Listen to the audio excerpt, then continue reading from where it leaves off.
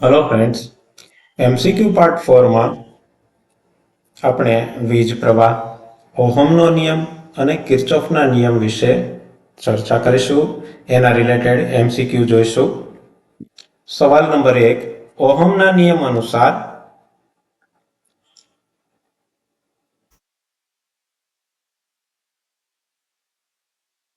ઓહમના નિયમ અનુસાર સર્કિટમાંથી પસાર થતો કરંટ ખાલી જગ્યાના સમપ્રમાણમાં હોય છે. હવે ઓહમના નિયમની વિશે વાત કરવા જઈએ તો ઓહમનો નિયમ કંઈક એવો હતો કે કોઈ પણ સર્કિટમાંથી પસાર થતો કરંટ I સર્કિટને આપેલ વીજ દબાણ V ના સમપ્રમાણમાં અને સર્કિટનો અવરોધ R ના વ્યસ્ત પ્રમાણમાં હોય છે. તો એ નિયમની ચર્ચા કરવા જઈએ તો એ નિયમ મુજબ સમપ્રમાણમાં કોના હોય છે? સર્કિટમાંથી પસાર થતો કરંટ કોના સમપ્રમાણમાં? તો હમણાં જ બોલ્યા આપણે વોલ્ટેજના સમપ્રમાણમાં. એટલે સાચો ઓપ્શન આવશે એ, વોલ્ટેજના સમપ્રમાણમાં હોય છે. સવાલ નંબર 2, ઓહમના નિયમ અનુસાર સર્કિટમાંથી પસાર થતો કરંટ કોના વ્યસ્ત પ્રમાણમાં હોય છે? ઓપ્શન આપેલા છે: એ વોલ્ટેજ, બી રેઝિસ્ટન્સ, સી ટેમ્પરેચર અને ડી સ્પેસિફિક રેઝિસ્ટન્સ. ફરીવાર સૂત્ર જોઈ લઈએ કે કોઈ પણ સર્કિટમાંથી પસાર થતો કરંટ I વોલ્ટેજના સમપ્રમાણમાં અને અવરોધના વ્યસ્ત પ્રમાણમાં. મતલબ કે કોના વ્યસ્ત પ્રમાણમાં છે? અવરોધના વ્યસ્ત પ્રમાણમાં. એટલે કે સાચો જવાબ આવશે બી, અવરોધના વ્યસ્ત પ્રમાણમાં હોય છે.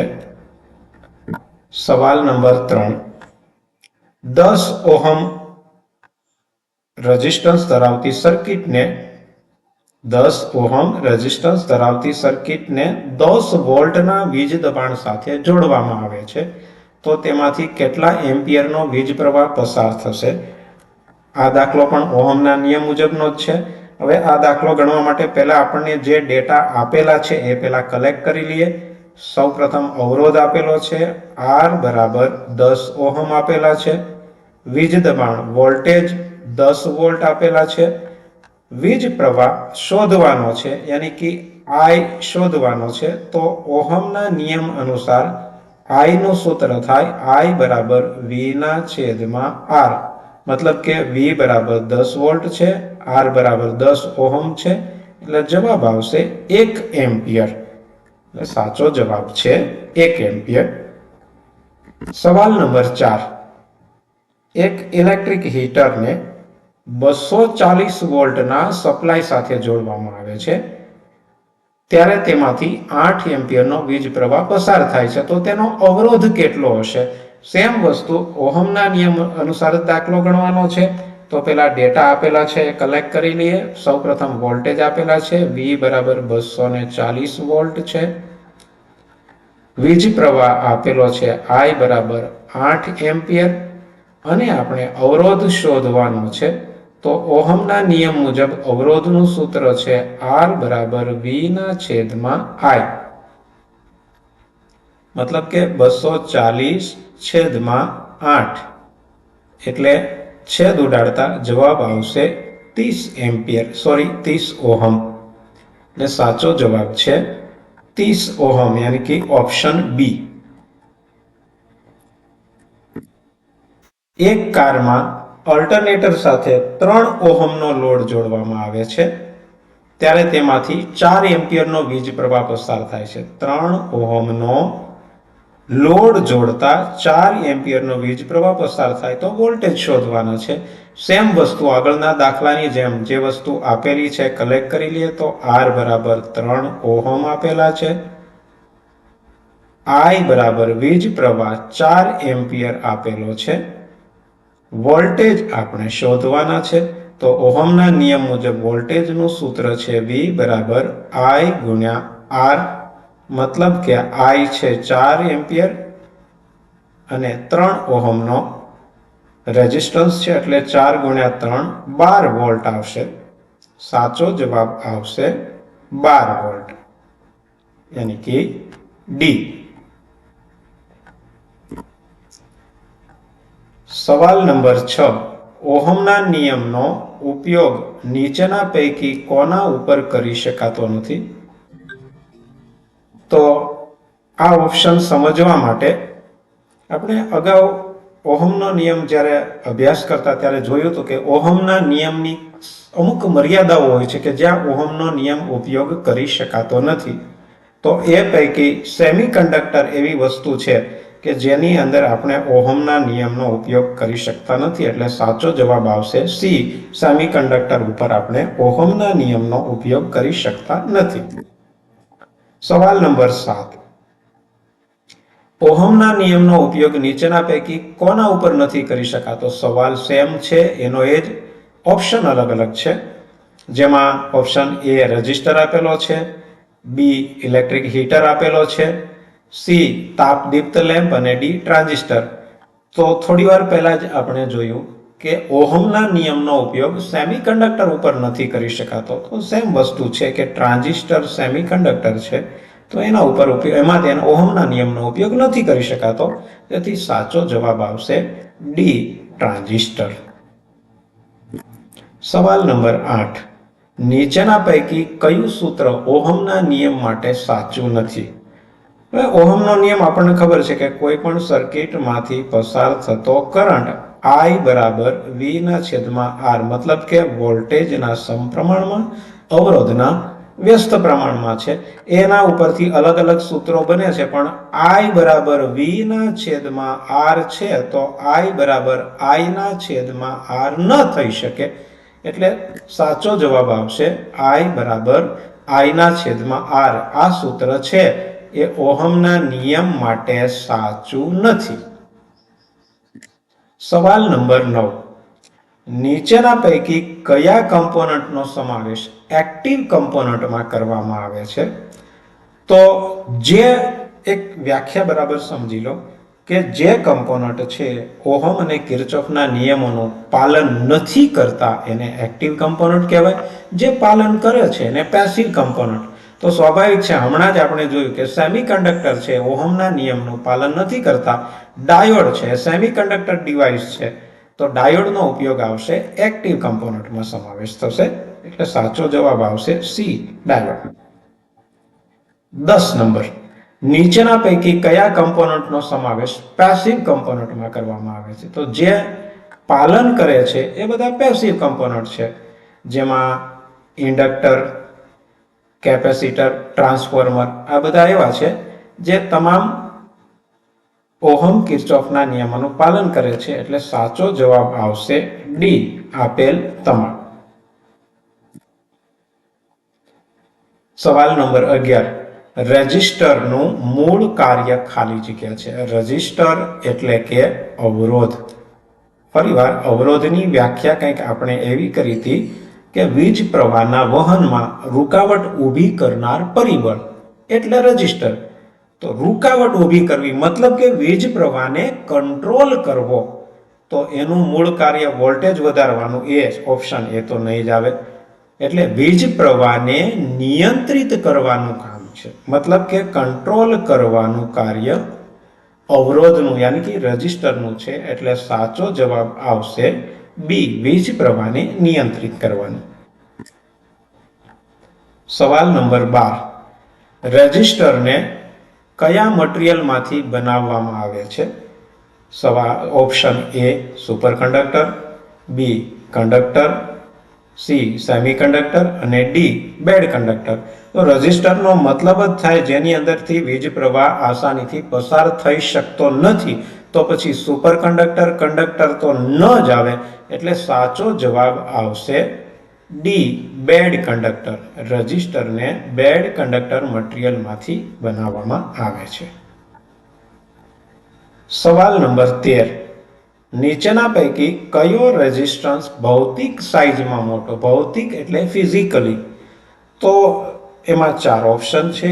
1 mega ohm, 1/2 watt, 1 kilo ohm 1 watt, 100 ohm 10 watt અને 10 ઓહમ 50 વોટ. હવે આના માટેની એક થંબ રૂલ જોઈએ આપણે કે કોઈ પણ રેઝિસ્ટર R છે એની ઓહમ કેપેસિટી નાનો હોય તો વધારે હોઈ શકે, નાનો હોય તો મોટી હોય, અને મોટા રેઝિસ્ટન્સની ક્યારેક વધારે પણ હોય. પણ વોટ કેપેસિટી જેમ વધારે એમ રજિસ્ટરની ફિઝિકલી સાઇઝ એટલે કે ભૌતિક સાઇઝ વધારે હોય તો સ્વાભાવિક છે કે સાચો જવાબ આવશે ડી. મતલબ કે 50 વોટ એ સૌથી વધારે વોટ, ઉપરના ત્રણેય કરતા 50 વોટ સૌથી વધારે વોટ છે, એટલે કે 50 વોટનો રજિસ્ટર છે એ ભૌતિક સાઇઝમાં સૌથી મોટો હશે. સવાલ નંબર 14. એક રજિસ્ટર ઉપર 2K8 આવું પ્રિન્ટ થયેલું છે તો તેની કિંમત કેટલી હશે? તો આ રજિસ્ટર જ્યારે આપણે ભણતા હતા એમાં પણ આપણે જોઈ ગયા છે કે 2K8 નો મતલબ થાય 2.8 કિલોવોટ, સોરી કિલો ઓહમ, એટલે સાચો જવાબ આવશે 2.8 કિલો ઓહમ. હવે અહીંયા એક આપણને આકૃતિ આપેલી છે, એમાં લખેલું છે કે આપેલ આકૃતિ છે એ કયા કમ્પોનન્ટનો સિમ્બોલ, મતલબ કે આ જે આકૃતિ છે, આ સિમ્બોલ છે એ કયા કમ્પોનન્ટનો છે? તો જે સિમ્બોલ છે એ ફિક્સ રજિસ્ટરનો છે. અગાઉ પણ આપણે જોઈ ગયા છીએ. 16 નંબર. પદાર્થનો અવરોધ મુખ્ય કઈ કઈ બાબતો ઉપર આધાર રાખે છે? તો પદાર્થની લંબાઈ વધારવામાં આવે તો અવરોધ વધે, પદાર્થનો ક્રોસ સેક્શનલ એરિયા વધારવામાં આવે તો અવરોધ ઘટે, તાપમાન વધારતા અમુક મટીરિયલમાં અવરોધમાં ફેરફાર થાય, અમુકમાં ઘટાડો થાય, અમુકમાં વધારો થાય. તો ઉપરની ત્રણેય બાબતો છે એ અવરોધ એના ઉપર આધાર રાખે છે, એટલે સાચો જવાબ આવશે આપેલ તમામ. મતલબ કે વાહકની લંબાઈ વધતા ઘટતા અવરોધમાં ફેરફાર થાય, ક્રોસ સેક્શનલ એરિયા ફેરફાર કરો તો પણ અવરોધમાં ફેરફાર થાય, તાપમાનમાં ફેરફાર કરો તો પણ અવરોધમાં ફેરફાર થશે, એટલે સાચો જવાબ આવશે ડી, આપેલા તમામ. વિશિષ્ટ અવરોધનો એકમ શું છે? વિશિષ્ટ અવરોધનો એકમ ઓહમ મીટર છે. સાચો જવાબ આવશે ડી, ઓહમ મીટર. સવાલ નંબર 18. શુદ્ધ ધાતુઓના તાપમાન વધવાની સાથે તેનો અવરોધ ખાલી જગ્યા, મતલબ કે તેના અવરોધમાં શું થાય છે? શુદ્ધ ધાતુઓના તાપમાનમાં વધારો કરતા એનો અવરોધ વધે છે, બી ઘટે છે, કોઈ ફેરફાર થતો નથી, કે અનિયમિત ફેરફાર થાય છે? તો શુદ્ધ ધાતુઓમાં તાપમાન વધારતા તેના અવરોધમાં વધારો થાય છે, એટલે સાચો જવાબ આવશે એ, વધે છે. સવાલ નંબર 19. અવાહક પદાર્થમાં તાપમાન વધવાની સાથે તેનો અવરોધ, જો આના પહેલા વાહક પદાર્થ હતો, હવે અવાહક પદાર્થ. અવાહક પદાર્થમાં તાપમાન વધારીએ તો એના અવરોધમાં વધારો થશે, ઘટાડો થશે, કોઈ ફેરફાર નહીં થાય, કે પછી અનિયમિત ફેરફાર થાય છે? તો અવાહક પદાર્થનું તાપમાન વધારતા તેના અવરોધમાં ઘટાડો થાય છે, એટલે સાચો જવાબ આવશે બી, ઘટે છે. સવાલ નંબર 20. નીચેના પૈકી કઈ મિશ્ર ધાતુ નથી? Option A copper, option B eureka, option C manganese, option D nichrome. આપણે જાણીએ છીએ કે કોપર છે એ શુદ્ધ ધાતુ છે, એ કોઈ પણની મિશ્ર ધાતુ નથી, એટલે સાચો જવાબ આવશે એ, કોપર. કોપર એ મિશ્ર ધાતુ નથી. સવાલ નંબર 21. કંડક્ટરનો ડાયામીટર અડધો કરવામાં આવે તો એના અવરોધમાં શું ફેરફાર થાય? ડાયામીટર મતલબ કે એનો વ્યાસ, એટલે કે એની જાડાઈ. વાહકની જાડાઈ એટલે કે ડાયામીટર અડધો કરી નાખીએ તો એના અવરોધમાં 4 ગણો વધારો થાય છે. જેમ કંડક્ટરની જાડાઈ વધારવામાં આવે તો અવરોધમાં ઘટાડો થાય, અને જાડાઈમાં ઘટાડો કરવામાં આવે તો અવરોધમાં વધારો થાય છે. એટલે કંડક્ટરનો ડાયામીટર અડધો કરવામાં આવશે તો એના અવરોધમાં 4 ગણો વધારો થશે. સવાલ નંબર 22. પદાર્થના તાપમાન વધારતા એના રેઝિસ્ટન્સ વધે, આ ગુણધર્મને શું કહેવાય? સવાલ બરાબર વાંચો ફરીવાર. પદાર્થનું તાપમાન વધારતા તેનો અવરોધ વધે, આ ગુણધર્મને પદાર્થનો પોઝિટિવ ટેમ્પરેચર કોએફિશિયન્ટ કહેવાય. સવાલ નંબર 23. ચોક્કસ લંબાઈના તારને ખેંચીને તેની લંબાઈમાં 3 ગણો વધારો કરવામાં આવે છે તો તેનો અવરોધ કેટલો થશે? સવાલ બરાબર સમજો કે લંબાઈમાં વધારો કરવામાં 3 ગણી લંબાઈ વધારો કરવામાં આવે છે એટલે કોઈ પણ પદાર્થની લંબાઈમાં વધારો કરો તો તેના અવરોધમાં વધારો થાય છે, પણ જેમ તમે લંબાઈ વધારશો એમ એમની જાડાઈમાં ફેરફાર થશે, મતલબ કે જાડાઈમાં ફેરફાર થાય, જાડાઈ યાની કે ક્રોસ સેક્શનલ એરિયામાં ઘટાડો થાય તો અવરોધ એના વ્યસ્ત પ્રમાણમાં હોય છે, એટલે કે જેમ લંબાઈમાં વધારો થશે તો એના અવરોધમાં વધારો થશે અને લંબાઈમાં વધારો થાય એટલે એના અવરોધમાં ઘટાડો ક્રોસ સેક્શનલ એરિયા ઘટશે, એટલે કોઈ પણ પદાર્થને ખેંચીને 3 ગણો લંબાઈ કરવામાં આવે તો એના અવરોધમાં 9 ગણો વધારો થશે, એટલે સાચો જવાબ આવશે બી, 9 ગણો. સવાલ નંબર 24, પદાર્થનો વિશિષ્ટ અવરોધ કઈ કઈ બાબતો ઉપર આધાર રાખે છે? તો એ પૈકી આવશે પદાર્થનો વિશિષ્ટ અવરોધ પદાર્થની જાત અને પદાર્થના તાપમાન ઉપર આધાર રાખે છે, એટલે સાચો જવાબ છે સી, એ અને બી બંને. સવાલ નંબર 25, વાહકના કયા ગુણધર્મને કારણે તેમાં ગરમી ઉત્પન્ન થાય છે? તો ગરમી ત્યારે ઉત્પન્ન થાય જ્યારે વીજ પ્રવાહના વહનમાં કોઈ રૂકાવટ ઊભી થાય, તો આપણે જાણીએ છીએ કે રેઝિસ્ટન્સના કારણે રૂકાવટ ઊભી થાય તો ગરમી પણ એના કારણે જ ઉત્પન્ન થાય, એટલે સાચો જવાબ આવશે બી, રેઝિસ્ટન્સ. સવાલ નંબર 26, નીચેની સર્કિટ બ્રાન્ચમાં OX બ્રાન્ચમાં વહેતા કરંટની કિંમત શોધો. આ કિર્ચોફનો નિયમ અહીંયા લાગુ પાડવામાં આવ્યો છે. એ કિર્ચોફનો નિયમ મુજબ કોઈ પણ સર્કિટના નોડ ઉપર આવતા કરંટનો સરવાળો જતા કરંટની બરાબર હોય છે, અથવા તો બેઝિક સરવાળો છે અથવા મેથેમેટિકલી સરવાળો છે એ 0 થાય છે, મતલબ કે આવતા કરંટનો આપણે સરવાળો કરીએ તો 10 વત્તા 2.5 વત્તા 5 યાની કે આ કરંટ પણ આવે છે, આ પણ આવે છે, આ પણ આવે છે, તો જતા કરંટમાં 6 અને x થશે, તો આ 3 સરવાળો કરીએ તો 10 ને 5 15 ને 2.5 એટલે 15 ને 2 17.5 અને આ બાજુ 6 પ્લસ x છે. હવે આ બાજુ પણ 17 થવા જોઈએ તો સ્વાભાવિક છે કે 6 માં કેટલા ઉમેરીએ તો આ 17 થશે, એટલે સાચો જવાબ આવશે 11.5, ડી 11.5, એટલે x ની જગ્યાએ બહાર જતો કરંટ 11.5 એમ્પિયર થશે. સવાલ નંબર 27, કિર્ચોફના નિયમથી કઈ રાશિનું મૂલ્ય મળે છે?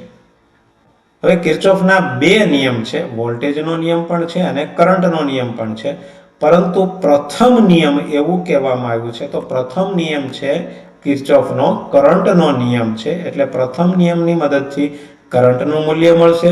જો અહીંયા બીજો નિયમ કહેવામાં આવ્યો હોત તો બીજા નિયમની મદદથી વોલ્ટેજ મળે, એટલે આ સવાલ મુજબ પ્રથમ નિયમથી કરંટનું મૂલ્ય મળે છે, સાચો જવાબ ડી, કરંટ. સવાલ નંબર 28, કોઈ પણ નેટવર્કમાં નોડ પરના વીજ પ્રવાહનો બીજગણિતીય સરવાળો 0 થાય છે. આ વિધાન શું દર્શાવે છે? કોઈ પણ નેટવર્કમાં નોડ પરના વીજ પ્રવાહનો બીજગણિતીય સરવાળો 0 થાય, તો હમણાં જ આપણે ચર્ચા કરી કે કિર્ચોફના નિયમ મુજબ કોઈ પણ નેટવર્કમાં નોડ પરના વીજ પ્રવાહનો બીજગણિતીય સરવાળો 0 થાય છે, એટલે કે આ વિધાન છે એ કિર્ચોફનો નિયમ દર્શાવે છે, એટલે સાચો જવાબ આવશે એ, કિર્ચોફનો નિયમ. સવાલ નંબર 29, નીચે દર્શાવેલ આકૃતિ ABEFA માં R1 માં થતો વોલ્ટેજ ડ્રોપ, યાની કે કઈ આકૃતિ છે? ABEF, એટલે કે આટલો એરિયા થશે, તો એમાં થતો વોલ્ટેજ ડ્રોપ R1 ની અંદર જે વોલ્ટેજ ડ્રોપ થાય છે એની કિંમત શોધવાની છે. હવે R1 માં થતા વોલ્ટેજ ડ્રોપની કિંમત માઇનસ પ્લસ આવશે, માઇનસ માઇનસ આવશે, અને R3 માં મતલબ કે R1 માં થતો વોલ્ટેજ ડ્રોપ પ્લસ છે માઇનસ છે, R3 માં થતો વોલ્ટેજ ડ્રોપ પ્લસ છે કે માઇનસ છે, તો એમાં સાચો જવાબ આવશે કે વીજ પ્રવાહની દિશામાં આપણે ગતિ કરીએ છીએ, એટલે વીજ પ્રવાહની દિશામાં ગતિ કરીએ છીએ તો બંને માઇનસ આવશે, એટલે સાચો જવાબ આવશે બંનેમાં માઇનસ માઇનસ કિંમત થશે. સવાલ નંબર 30, કિર્ચોફનો બીજો નિયમ કયા નામે ઓળખાય છે? હમણાં જ આપણે ચર્ચા કરી કે પ્રથમ નિયમ કરંટનો છે અને બીજો નિયમ છે એ વોલ્ટેજનો નિયમ છે, એટલે સાચો જવાબ આવશે વોલ્ટેજનો નિયમ.